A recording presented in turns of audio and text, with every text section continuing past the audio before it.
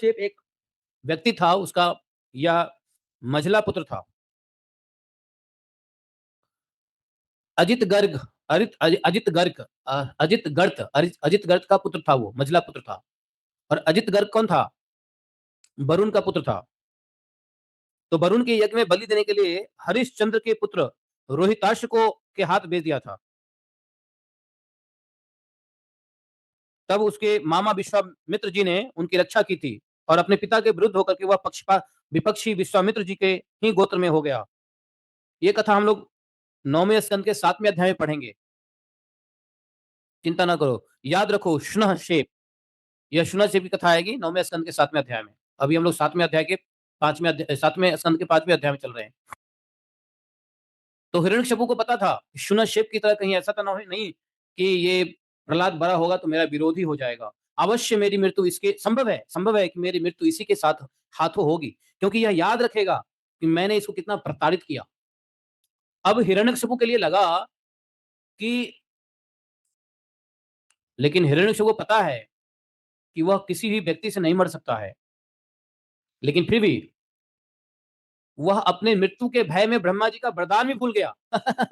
ब्रह्मा जी से उसने वरदान मांगा था, वह भी भूल गया।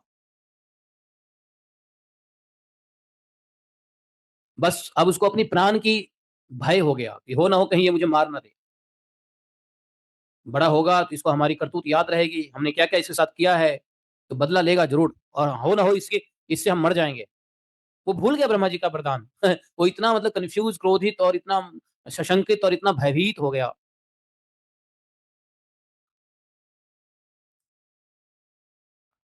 और उसके मन में प्रहलाद महाराज जी को मारने के विचार बार बार अनेकों प्रकार से उत्पन्न होने लगे। दिन रात सोचता कि कैसे मैं मारूं प्रहलाद को, जिंदा नहीं रहना चाहिए।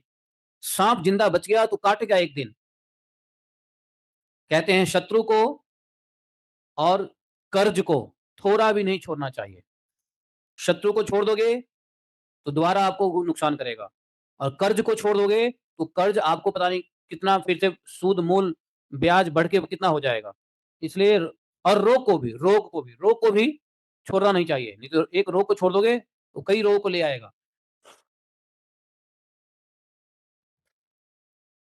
शत्रु रोग और कौन? शत्रु रोग और कर्ज, इसको थोड़ा भी नहीं छोड़ना चाहिए।